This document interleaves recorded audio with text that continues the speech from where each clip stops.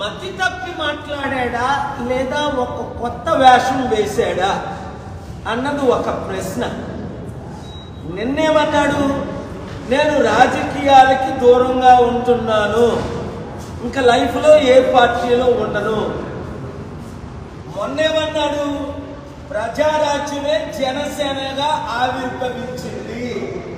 అటు మొన్నేమన్నాడు? నేను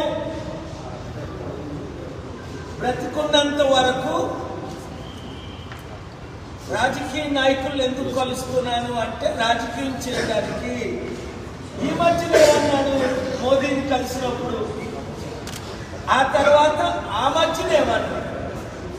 మీరు చూడండి, వీళ్ళ మాటలు వీళ్ళేంటంటే పిల్లు కళ్ళు మూసుకొని పాలు తాగితే ఎవరు చూడలేదు అనుకుంటాడు, తక్కువని పడినంత వరకు. అలాగుంది చిరంజీవి పవన్ కళ్యాణ్ మాటలు. వాళ్ళకి అవసరమా రాజకీయం? ప్రజారాజ్యం పెట్టినప్పుడే 2008లో అన్నాను, ఇది కాంగ్రెస్ బి పార్టీ, ప్రజారాజ్యం కాంగ్రెస్ లో చేర్చేస్తారు, మనందరినీ మోసం చేస్తారు అన్నాను. కాపులు బీసీలు 90% నమ్మి ఆయనకి 18% ఓట్లు వేశారు. నమ్మని మూర్ఖులు వేశారు. 2011లో ప్రజారాజ్యం హోల్సేల్గా Pawan Kalyan youth president, Chiranjeevi president, Allu Aravind, ఈ నాగబాబు ప్యాకేజ్ స్టార్లు అందరూ కాంగ్రెస్ లో కలిసిపోయారు. అప్పుడు కాంగ్రెస్ అధికారంలో ఉంటే అప్పుడే నేనేం చెప్పాను, మరలా పవన్ కళ్యాణ్ పార్టీ పెట్టినప్పుడు పవన్ కళ్యాణ్ చిరంజీవి వీళ్ళంతా బీజేపీలో చేరుతారు, అధికారంలోకి వస్తే బీజేపీకి ప్యాకేజీలుగా అమ్మేస్తారు అన్నానా లేదా? ఒకసారి కాదు, 100 సార్లు కాదు, రోజు అంటున్నాను. ఏమైంది? మాయావతి కాలు మీద విశాఖపట్నంలో పవన్ కళ్యాణ్ పడినప్పుడే, మోదీని తిట్టినప్పుడే మా చంద్రబాబు నాయుడు గారు ఎలా నమ్మారో అది నాకు విచారం ఉంది. రాజకీయ అనుభవం ఉన్న చంద్రబాబు నాయుడు గారు పవన్ కళ్యాణ్ డ్రామాలో మోసపోయారా? కొడుక్కి మోసం చేసి, లేదా మరలా మిమ్మల్ని జైల్లో పెడతామని జడిపిస్తే ఆయన పవన్ కళ్యాణ్ చెప్పినట్టు దాసుడైపోయాడా? ఇది మాత్రం నాకు క్లారిటీ లేదు. చంద్రబాబు నాయుడు గారు వినండి ఒక మాట, పవన్ కళ్యాణ్ 2019లో మిమ్మల్ని ఘోరంగా తిట్టి CPI, CPM, BSP, JD Lakshminarayana 5గురితో పార్టీ పెట్టినప్పుడే 5-6% ఓట్లు వచ్చాయి. చిరంజీవి హోల్సేల్ గా 2011లో జాయిన్ అయినప్పుడే 2014లో 1% ఓట్లు రాలేదు. వాళ్ళకి ఓట్ బ్యాంక్ లేదని మీకు తెలీదా? ఏది ఏమైనా ఎన్టీఆర్ స్థాపించిన తెలుగుదేశం పార్టీకి ఎప్పుడూ కొంత ఓట్ బ్యాంక్ ఉంటూనే ఉంటుంది. మీరు సూపర్ 6 ఫెయిల్ అయినందుకు,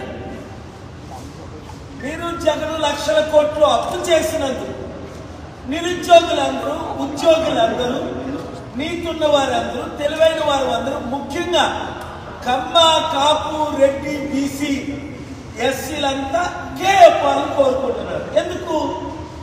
మీరందరూ ఫెయిల్ అయిపోయారు, నేను సక్సెస్ అయిపోయాను. ప్రపంచంలో అన్ని విషయాల్లో సక్సెస్ అయ్యాను. ఇండియాలో అద్భుతంగా స్టీల్ ప్లాంట్నే మోదీని అమ్ముకుంటా 5 ఆటలు తెచ్చాను. మళ్ళా హైడ్రా డ్రామా మొదలెట్టాడు రేవంత్ రెడ్డి. ఆ హైడ్రా డ్రామాని రేపు నేను హైదరాబాద్ వెళ్ళి మళ్ళా ఆపుతా, జైల్లో పెడతా. ఎందుకు? చట్టానికి చంద్రబాబు నాయుడునే జైల్లో పెట్టినప్పుడు, ఇప్పుడున్న హోమ్ మినిస్టర్ అమిత్ షానే 18 నెలలు జైల్లో పెట్టినప్పుడు, జగన్నే 18 నెలలు జైల్లో పెట్టినప్పుడు, వీళ్ళు ఈ రేవంత్ రెడ్డి ఎంత, ఈ పవన్ కళ్యాణ్ ఎంత? చట్టానికి అందరూ లోబడవలసిందే. ఒకవేళ జడ్జిలు మేనేజ్ చేస్తామని కొంతమంది జడ్జిలు మేనేజ్ చేస్తున్నారు, కోర్టులు మేనేజ్ చేస్తున్నారు. నా దగ్గర రుజువులు ఉన్నాయి. అది నేను ఎప్పుడు రిలీజ్ చేయాలి, ఎక్కడ రిలీజ్ చేయాలి, ఎలాగ రిలీజ్ చేయాలి, ఎక్కడ పబ్లిక్ ఇంట్రెస్ట్ లిటిగేషన్ వేయాలి, నాకు ఇప్పుడు కోర్టులో పూర్తి అనుభవం ఉంది. పబ్లిక్ ఇంట్రెస్ట్ లిటిగేషన్, రెండోది రిట్ పిటిషన్లు, లాయర్లు మిమ్మల్ని మోసం చేస్తున్న భద్రాచలంలో ఒక లాయర్ ఒక అమ్మాయి డివోర్స్కి వెళ్తే ఆవిడ ప్రెగ్నెంట్ చేసేసాడు 2 సంవత్సరాలు. ఆ లాయర్ మీద నేను కేసేస్తా, మిమ్మల్ని అందరినీ ట్రైనింగ్ ఇస్తా, మీరు కేసులు ఎలాగేయాలి, ఎలాగ వాదించాలి, మీరే party in person law degree లేకపోయినా మీరు ఏ విధంగా న్యాయం మీ తరపుని మీరు పోరాడి సంపాదించుకోగలరు. ఎందుకంటే నేను 100,000 కేసులు వేయలేను కదా. స్టీల్ ప్లాంట్ మీద, హైడ్రా మీద, ప్రత్యేక హోదా మీద కేసు వేసి గెలిచాం. లడ్డూ పిటిషను రైతులకు. కనుక మీరేం చేయాలి అంటే చిరంజీవి డ్రామాని, పవన్ కళ్యాణ్ డ్రామాని సీరియస్గా తీసుకోకండి. వాళ్ళు రోజుకో మాట్లాడతారు, పూటకో మాట్లాడతారు. ఎందుకంటే చిరంజీవికేమో సెంట్రల్ మినిస్టర్ పోస్ట్ అడుగుతున్నాడు పవన్ కళ్యాణ్, నాగబాబుకేమో ఎంపీ అడిగాడు.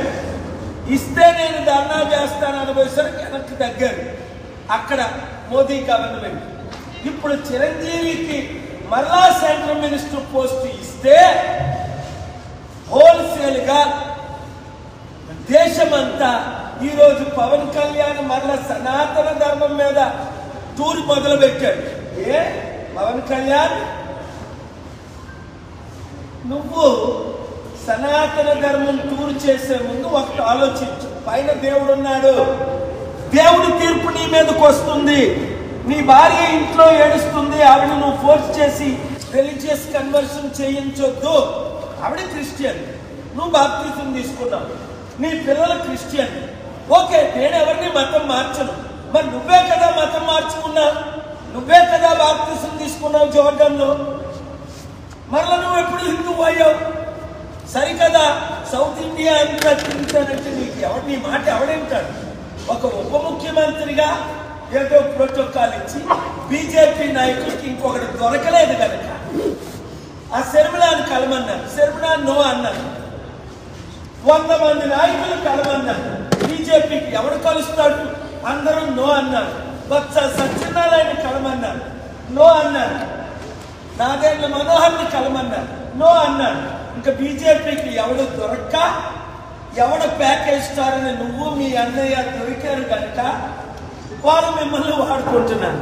చంద్రబాబు నాయుడు గారు కొంచెమైనా తెలివితేటలుంటే అతి త్వరలో ఆయన మిమ్మల్ని వదిలి తిట్టేక ముందే కమ్మాలీడర్స్ అందరూ వినండి, మీరు తెలివైన ప్రపంచంలో 2 కులాలు మహా తెలివితేటలు దేవుడు ఎదిగించాడు. ఒకటి కమ్మా కమ్యూనిటీకి లక్షల మంది చౌదరీస్ ఉన్నారు అమెరికాలో, నేను ఎంతో హెల్ప్ చేశాను. 2 యూదులకు, ఇక్కడ కమ్మాస్ ఉన్నది 3% కానీ 40 సంవత్సరాలు రాష్ట్రాన్ని దేశాన్ని నేర్పుతున్నారు. యూదులు ఉన్నది 2% ప్రపంచంలో. 235 సంవత్సరాలు అమెరికా నేర్పుతున్నారు. కనుక తెలివైన మీరేనా చంద్రబాబు నాయుడు గారికి చెప్పండి, పవన్ కళ్యాణ్ చంద్రబాబుని తిట్టి కూటమిలో నుంచి బయటకు వచ్చి బీజేపీతో విలీనమై బీజేపీ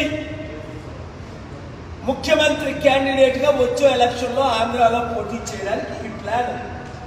మరలా రిపీట్ చేసుకోండి, ఆ కోర్స్ చేసుకోండి, మీరు వైరల్ చేసుకోండి కుర్రోలు. నేను చెప్పిన 100లో 100 జరిగాయి.